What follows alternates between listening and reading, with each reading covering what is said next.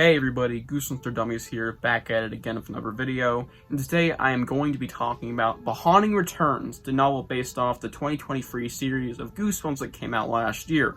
This is based off specifically the first season because in a few months this will be a little mixed up and confused because there will be a second one coming out in February for season 2, which comes out January 10th. This is written by Kate Howard, and this is actually the longest Goosebumps book ever made, and this does count towards my giant Goosebumps ranking, so I had no choice. I had to read it, whether I liked it or not. And good news, I liked the original show, so it was kind of like, yeah, I don't think I'll hate it. And, well, we'll find out in a second. Might shock you. Let me just tell you, this is the longest Goosebumps book ever made, and it comes in at around 266 pages. It doesn't feel like the longest Goosebumps book ever made, like at all. I mean, sure, yeah, it took me 4 days to read, even though I read over 100 pages today alone, so I could have read this in like 2 days. But like, still, it doesn't feel like the longest Goosebumps book ever made, like. Bar none, absolutely not. Due to something we'll talk about later, which sadly might be an issue. But yeah, this is actually a novel based off the show, which is really weird. We're getting a novel based off the TV series. I never thought we'd get this, and might I say, what a pretty shitty cover art. I mean, the back is fine, like, sure, whatever, but like, really?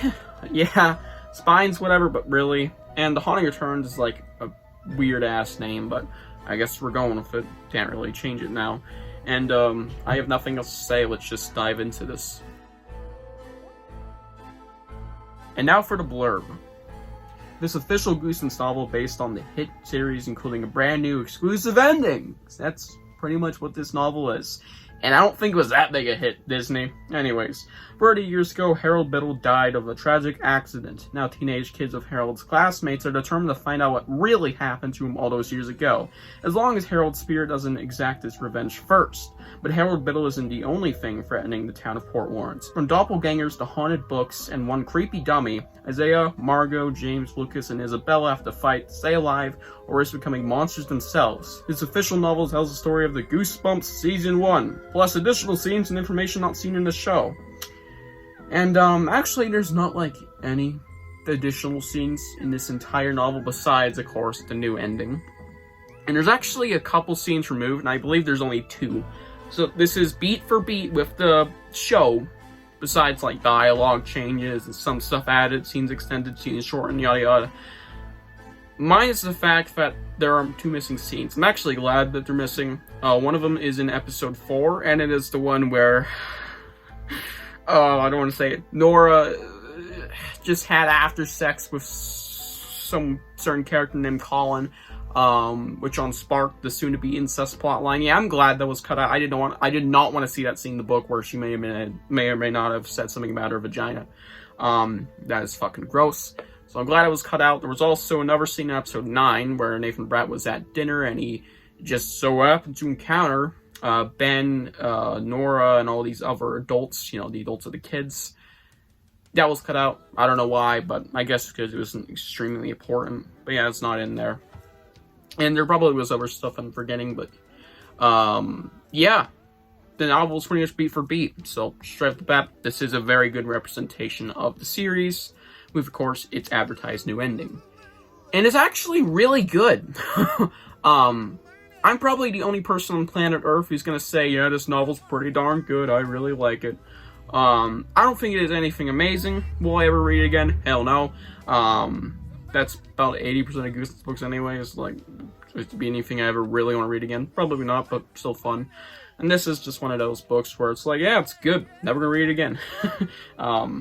Due to its length, but that isn't really an issue.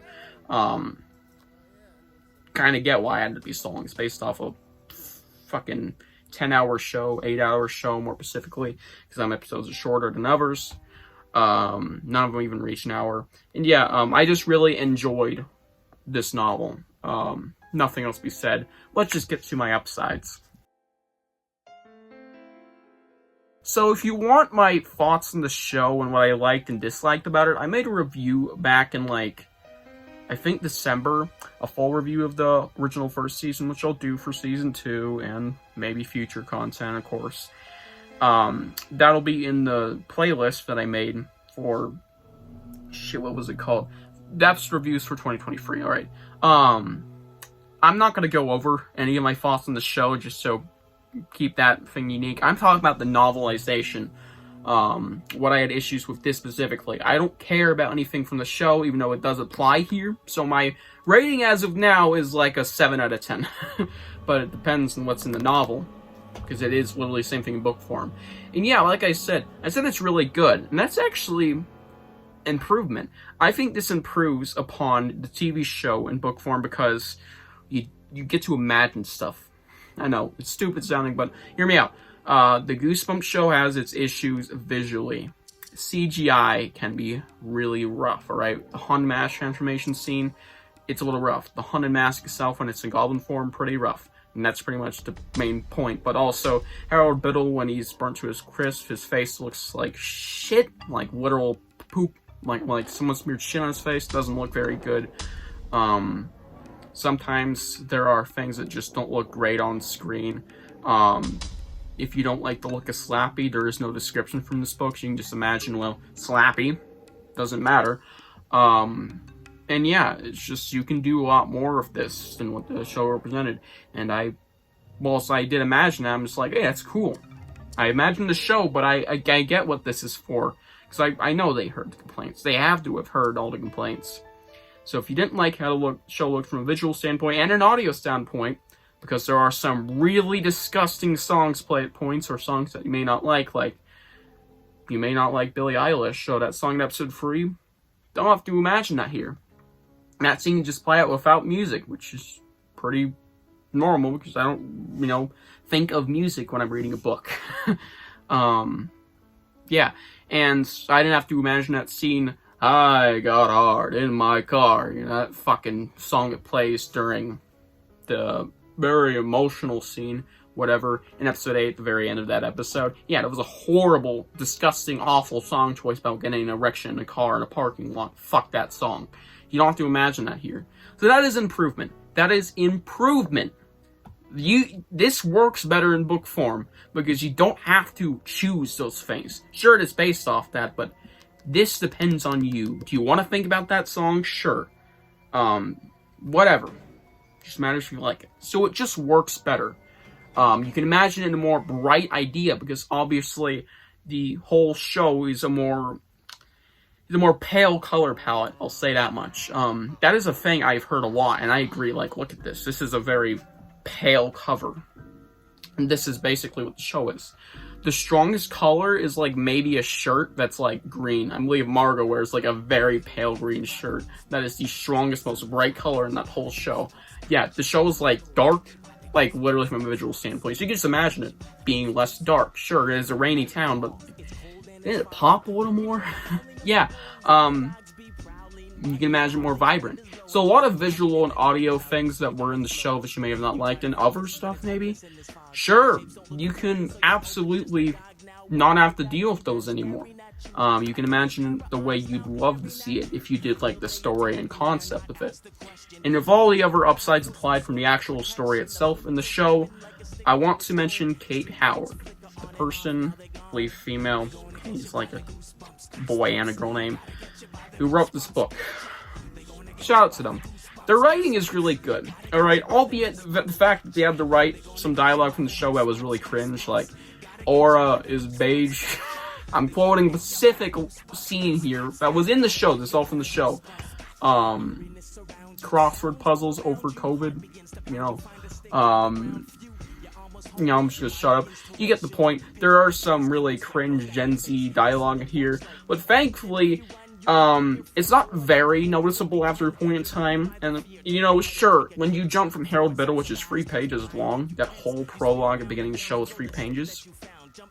We jump to that, to, modern day, and they start saying bro and just all this modern slang. You kind of get used to it, probably because you live in that society, or maybe because I'm a child, I don't fucking know.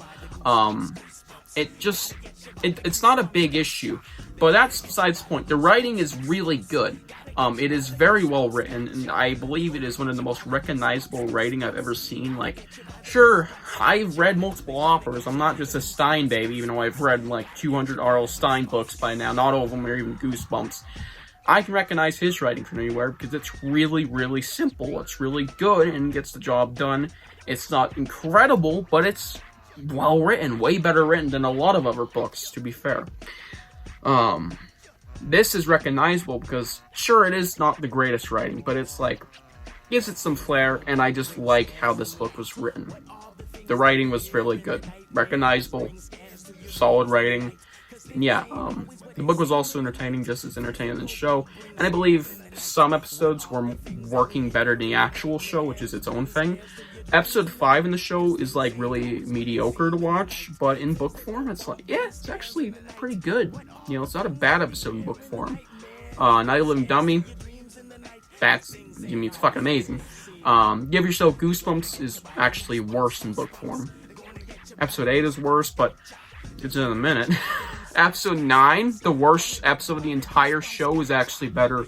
Horrorland is, like, not as good, but still, you get the point. It's like, some episodes are better, but some are worse. So let's talk about those. Some parts of this book are worse than in episode form. Specifically, Give Yourself Goosebumps, You Can't Scare Me, and Welcome to Horrorlands. They are a little lower in score, and especially Give Yourself Goosebumps, I believe that is like a 2 out of 10. It is the most boring section of this book. It is pretty bad.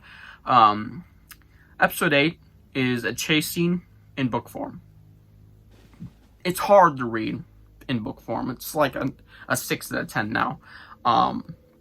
In episode 10, it's just like mostly due to pacing issues, because it's like really slow at a part, but then it's like really fast at the beginning. It's like a little bit lower.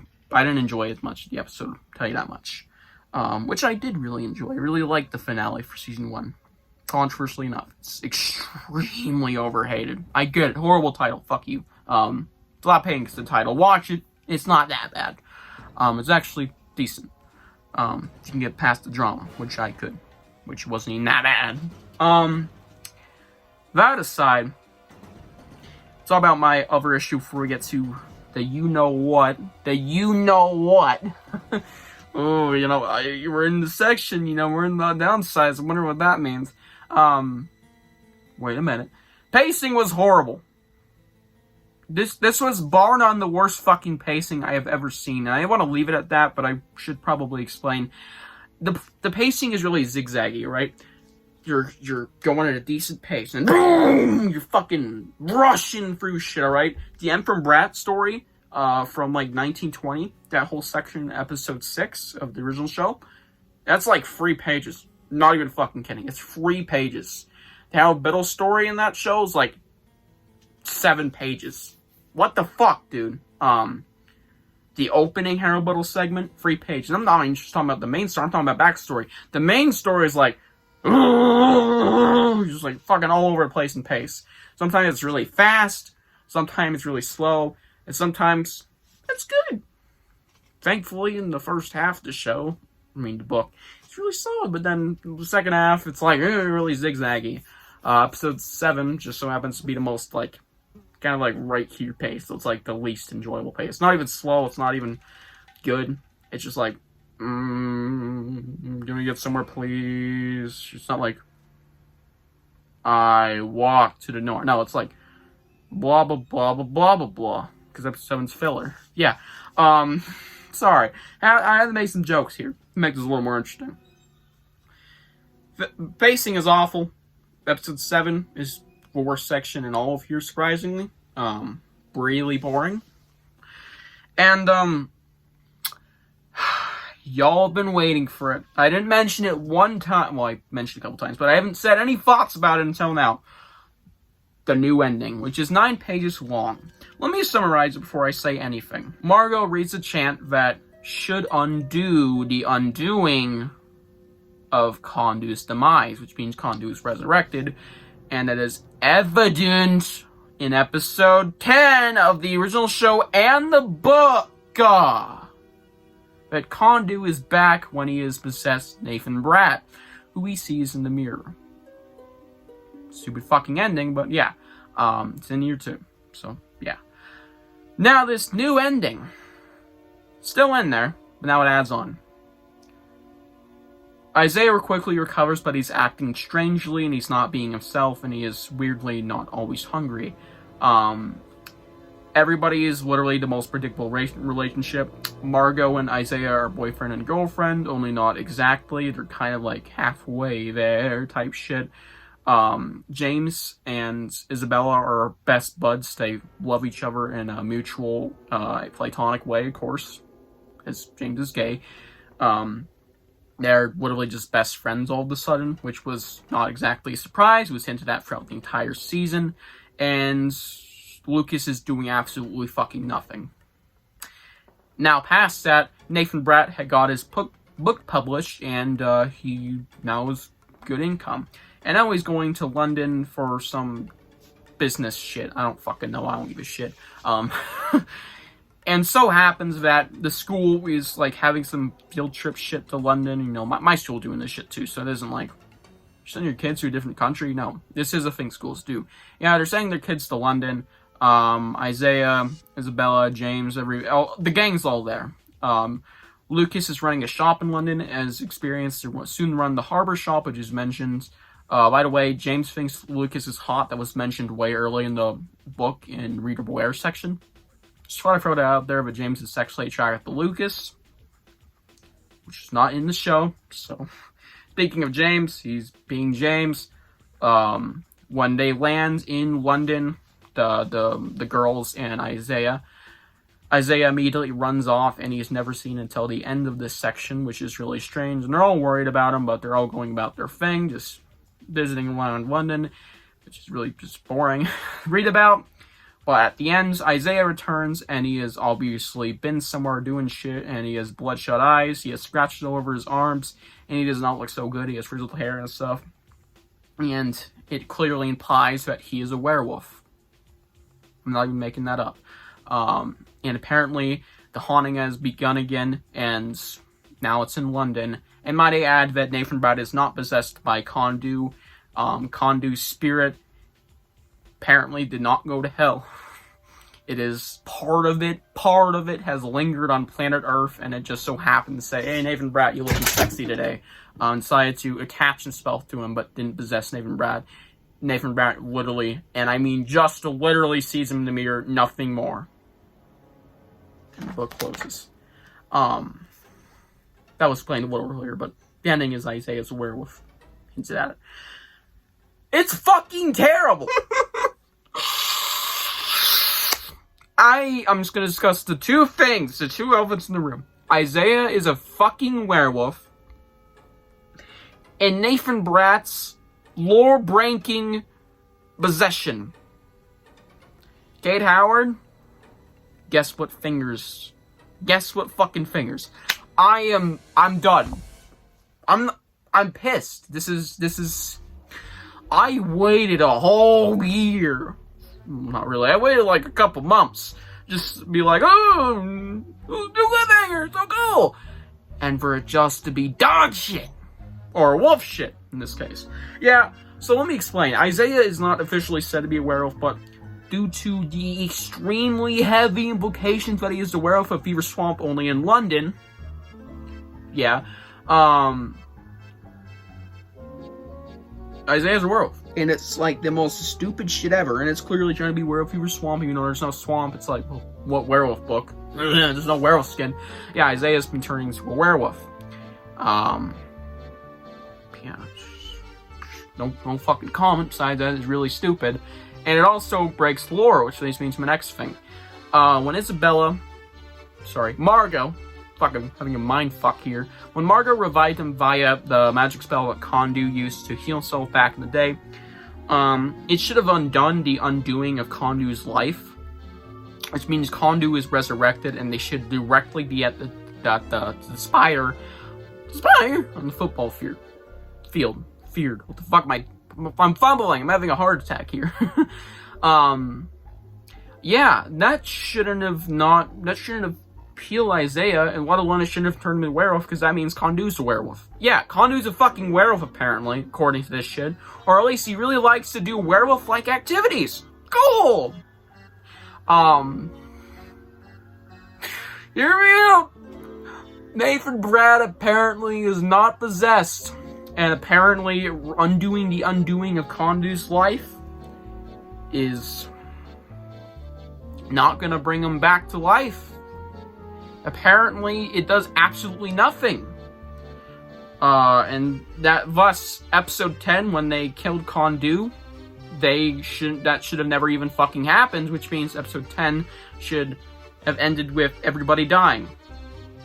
Yeah, I'm not even kidding. This is the lore breaker shit. And apparently Kondu's spirit was left back on Earth, or at least a chunk of it, it says. And it just attached himself to Nathan Brack. We never get an explanation of what that means or why. Yeah. Fuck that shit. Nothing else needs to be said. Those are my downsides. Fuck the new ending. I give this book an 8 out of 10. Might rate it lower just because I felt bad that ending was, but to be fair, the disliking more of some episodes and the liking more of some episodes even out to literally no change in the original score or so. But now with these new issues and upsides, I'd say that show was raised by a point for the upsides, but deducted 2 points from being perfect, which is 1 point out of 10. For the horrible fucking ending. Actually, 1.5, fuck that shit, and 0.5 for the horrible pacing. Yeah, which means 8 out of 10. Mid 8 out of 10. Yeah, fuck this book's ending. But I really enjoyed it. Besides that, it was really good, and most episode 7 segment wasn't really good, and episode 8 was interesting. It was really good. It was really good. I really enjoyed it. The writing is awesome, minus the horrible pacing. Just the style is really good. I love Kate Howard's style of writing. And yeah, just read the twist ending. I hope you guys enjoyed this book review, and I believe this is one of my longest ones, since that downside segment was 10 minutes, because I had to ramble on about that fucking cliffhanger ending. Questions answered. No, I brought up more, bitch. And, see you guys in the next one. Bye.